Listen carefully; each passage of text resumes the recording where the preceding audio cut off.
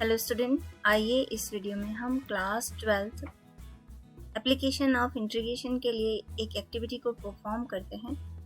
इस एक्टिविटी के थ्रू हम देखेंगे कि किसी भी कर्व का जो एरिया है x is equal to a, x is equal to b, x axis के बीच बाउंडेड एरिया को विद द हेल्प ऑफ हम डेफिनेट इंटीग्रल कैसे फाइंड आउट कर सकते हैं। इसके लिए हम थ्योरम को भी समझेंगे, integration as a limit of सम।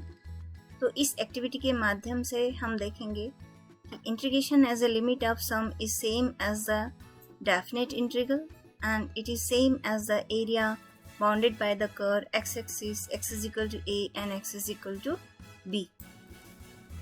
अगर हमें इस एरिया को फाइंड आउट करना है तो हम गिवन कर्व को n रेक्टेंगल में डिवाइड करेंगे। जैसे कि यहाँ पे अभी हमने 4 रेक्टेंगल में डिवाइड किया है।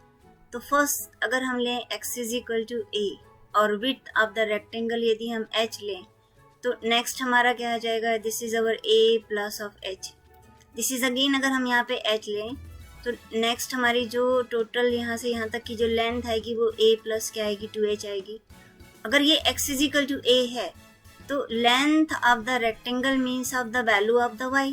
तो यहाँ पे अगर हम वैल्यू ऑफ द y निकालें तो वैल्यू ऑफ द y हमारी किसको रिप्रेजेंट करेगी, f ऑफ a को रिप्रेजेंट करेगी। इस सेकेंड रेक्टेंगल की अगर हम लेंथ को निकालना चाहें तो सेकेंड रेक्टेंगल की लेंथ हमारी क्या होगी, x की वैल्यू हमारी क्या है, a प्लस h। तो y की जो वैल्यू होगी f of x means of that f of a plus h के पैटर्न में होगी। सेकेंड थर्ड रेक्टेंगल की अगर हम लेंथ को निकालेंगे तो f of a plus 2 of h के पैटर्न में होगी। सिमिलरली यदि हम ये फोर्थ रेक्टेंगल की अगर लेंथ को निकालेंगे तो f of a plus 3 of h के पैटर्न में होगी।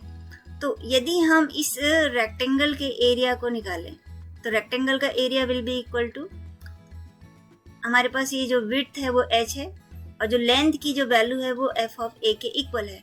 तो means of that area of the rectangle will be equal to length multiply breadth. Similarly second rectangle का जो एरिया होगा, length means f of a plus h and width हमारे पास कितनी है, h।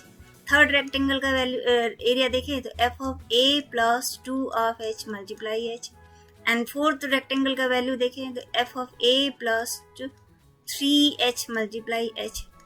ओके, अभी तो हमने यहाँ पे 4 रेक्टेंगल पैटर्न में डिवाइड ओ कर रखा है। जो यहाँ से हमारी ऑर्डिनेट है, यहाँ पे x is equal to a है और लास्ट ऑर्डिनेट हमारा क्या है, x is equal to b। इसे हम n स्ट्रिप में यदि डिवाइड करें तो b माइनस a की जो वैल्यू होगी, टोटल नंबर ऑफ विड्थ यहाँ पर रेक्टेंगल हमने कितना लिया है, अभी 4 लिया है तो 4 टाइम्स ऑफ h के पैटर्न में होगा। लेकिन अगर हम n स्ट्रिप n रेक्टेंगल्स लें तो ये टोटल कितने हो जाएंगे, n ऑफ h के इक्वल होगा। अगर n इंफिनिटी की ओर टर्न करे, इफ नंबर ऑफ जो रेक्टेंगल्स हैं यदि हम इनफाइनाइट टर्न करें तो देखते हैं क्या होता है। जैसे जैसे हम n को इंफिनिटी की ओर टर्न करते हैं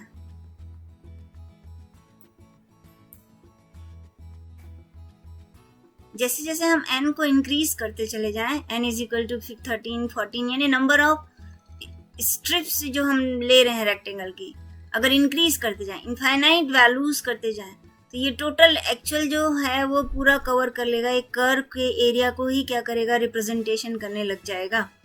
मीन्स ऑफ दैट यदि हम n टर्न कर रहा है इंफिनिटी की ओर तो अगर हमें एरिया जो निकालना है वो एक्चुअली डेफिनेट इंटीग्रल की वैल्यू को क्या करता है, रिप्रेजेंट करता है। फिर से एक बार यहाँ पे एनिमेशन को देखें।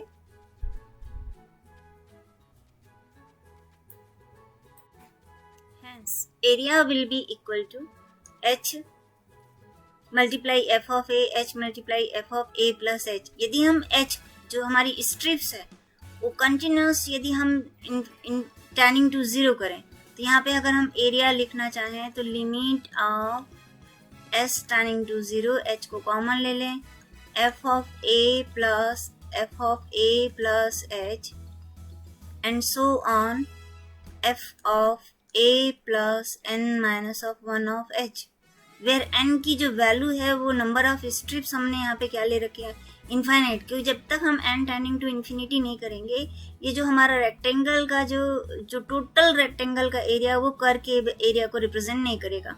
मीन्स ऑफ दैट n किसकी ओर टेंड कर रहा है, इन्फिनिटी की ओर, h किसकी ओर टेंड कर रहा है, 0 की ओर, और टोटल b माइनस a की जो वैल्यू है वो हमारी n मल्टीप्लाई h के इक्वल है, where a means of that first ordinate and b means of that x is equal to b. Hence, the total area of the curve will be equal to, जैसे जैसे हम n को increase करते चले जाएंगे हमारा जो आंसर आते चले जाएगा, ये टोटल एरिया को क्या करेगा, रिप्रेजेंटेशन करेगा। अवेयर यही हमारा जो डेफिनेट इंटीग्रल की वैल्यू को क्या करता है, रिप्रेजेंट करता है, a to b f of x dx को रिप्रेजेंट करता है।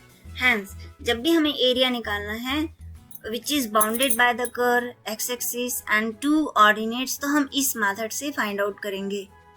हमने जो यहाँ पे कर्व ले रखा है, it is f of x is equal to mod of x। अगर हमें इस ट्राइंगल के एरिया को फाइंड आउट करना है, the triangle is bounded from the x is equal to 0 to x is equal to 3। अगर हम सिंपल डेफिनेशन में हम जानते हैं कि area of triangle will be equal to half base multiply height, तो here the base will be equal to 3 unit and height is also 3 unit. So the area of triangle is 3 multiply 3, it is 9 upon 2 square unit. Okay, next अगर हम इस integration को करें, because y equal to x, यहाँ पे जो हमने curve लिया है एक्चुअली ये y की वैल्यू को क्या कर रहा है, रिप्रेजेंटेशन कर रहा है। y is equal to x and the lower limit of the curve is the ordinate, first ordinate, and upper limit of the curve is equal to x is equal to 3. So अगर हमें इसको इस integration को हम solve करें, so the integration is x square upon 2, lower limit is 0 and upper limit is 3, then 9 upon 2 minus of 0, तो हमारा answer कितना आया, 9 upon 2 square unit. It means of that जो हम यहाँ पे डेफिनेट इंटीग्रल को फाइंड आउट कर रहे हैं, ये एक्चुअली एरिया को क्या कर रहा है, रिप्रेजेंटेशन कर रहा है। a will be equal to, ये जो 0 थी वो हमारी लोअर लिमिट थी और 3 जो है हमारी अपर लिमिट को रिप्रेजेंट कर रहा है। x means the value of y को रिप्रेजेंटेशन कर रहा है, y and d of x। तो यदि हमें किसी भी कर्व का area at x is equal to a से लेके x is equal to b और y is equal to x और x एक्सिस के बीच बाउंडेड एरिया को हमें फाइंड आउट करना है, तो हम कैसे निकालेंगे, the area will be equal to from the lower limit a to b y of dx से फाइंड आउट करेंगे।